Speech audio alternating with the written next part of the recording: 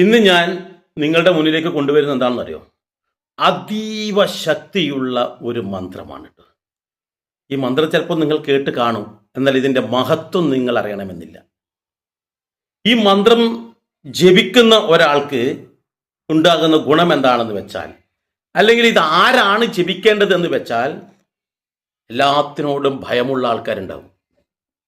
ഭൂതപ്രേത പിശാചുക്കളാവട്ടെ, ആഭിചാരം കൂടോത്രം മാരണമാകട്ടെ, സമൂഹത്തിലെ ഇരുട്ടിനെ ഭയമുള്ളതാവട്ടെ, മറ്റുള്ള ചിദ്രശക്തികളെ ഭയമുള്ളവരാവട്ടെ, അതോടൊപ്പം തന്നെ മാനസികമായിട്ട് അസ്വസ്ഥതകളുള്ള ആൾക്കാർ, മാനസികമായിട്ട് പിരിമുറുക്കം, ഉറങ്ങാൻ പോയി കഴിഞ്ഞാൽ ഉറക്കം കിട്ടില്ല, എത്ര ശ്രമിച്ചാലും ഉറക്കം കിട്ടാത്ത ആൾക്കാർ, ഒരു മനസ്സൊന്നിലേക്ക് ഉറച്ചു നിൽക്കുന്നില്ല, മാനസികമായിട്ട് ഇങ്ങനെ ഇത്തരത്തിൽ അസ്വസ്ഥതയുള്ള ആൾക്കാർക്ക്, അതോടൊപ്പം തന്നെ ആരെങ്കിലും എവിടെ നിന്നെങ്കിലും നമ്മുടെ നേർക്ക് പറഞ്ഞു വിട്ടിട്ടുള്ള ദുർമന്ത്ര ദോഷമുള്ള ആൾക്കാർക്ക്, ഏതെങ്കിലും തരത്തിൽ നമ്മളുടെ നേർക്ക് ഞാൻ നേരത്തെ പറഞ്ഞ പോലെ ആഭിചാരമോ കൂടോത്രം ഇതൊക്കെ നമ്മുടെ ദുർമന്ത്രമല്ലേ, അത് നമ്മുടെ നേർക്ക് തൊടുത്തു വിട്ടിട്ടുണ്ടെങ്കിൽ നമ്മുടെ സാമ്പത്തികമായ പുരോഗതി പുറകോട്ട്, നമ്മൾ പുരോഗതി നേടി പ്രവർത്തിക്കുന്നു, പക്ഷെ അതിനനുസരിച്ച് നമുക്ക് സാമ്പത്തികമായിട്ട് ഉയരാൻ പറ്റുന്നില്ല എങ്കിൽ, തൊഴിൽ തടസ്സമായി നിൽക്കുന്നുണ്ടെങ്കിൽ, വിദേശത്തുള്ള ആൾക്കാർക്കും നാട്ടിലുള്ള ആൾക്കും എല്ലാവർക്കും തൊഴിൽ ചെയ്യുമ്പോൾ അതിനെല്ലാം തടസ്സമാണ്. ഈ ഒരു ജോലിയിൽ നിന്ന് മറ്റൊരു ജോലിയിലേക്ക് പോകാൻ പറ്റുന്നില്ല, ജോലിയിൽ ഉയർച്ച ഉണ്ടാവുന്നില്ല, ഇങ്ങനെ പലതരത്തിലുള്ള തടസ്സങ്ങൾ ഉണ്ടെങ്കിൽ നിങ്ങൾക്ക് എന്ത് ചെയ്യാന്നറിയോ? ഈ ഒരു മന്ത്രം ജപിക്കാം, നിത്യേന ജപിക്കാം, 108 ആവർത്തി വേണം ജപിക്കാൻ വേണ്ടി. ഏതാ മന്ത്രം? ആ മന്ത്രത്തിൻ്റെ പേര് തന്നെ ഒരു ഗംഭീരമാണ് പേരാ, കപാല ഭൈരവ മന്ത്രം.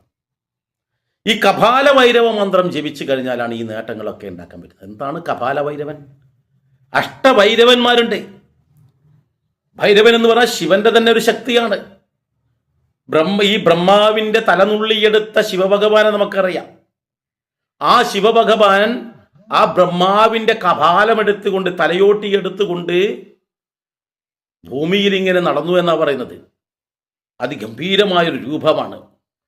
ആ ഭഗവാനെയാണ് സ്തുതിക്കുന്നത്. ഭഗവാന് പോലും ആ സമയത്ത് ബ്രഹ്മഹത്യപാപം വന്നു എന്നാണ് പറയുന്നത്. അപ്പൊ സകല ദോഷങ്ങളും തീരാൻ വേണ്ടിയാണ് ഭഗവാൻ അങ്ങനെ ഒരു രൂപമെടുത്തത്. അപ്പോൾ നമ്മുടെ സകല ദോഷങ്ങളും തീരാൻ ഏറ്റവും ഉത്തമമായിട്ടുള്ളതാണ് ഈ മന്ത്രം.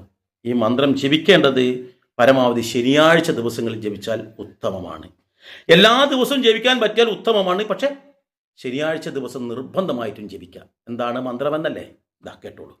ഓം ഹ്രീം ക്രീം ഹ്രീം ശ്രീം. ഈ മന്ത്രമാണ് നമ്മൾ ജപിക്കേണ്ടത്.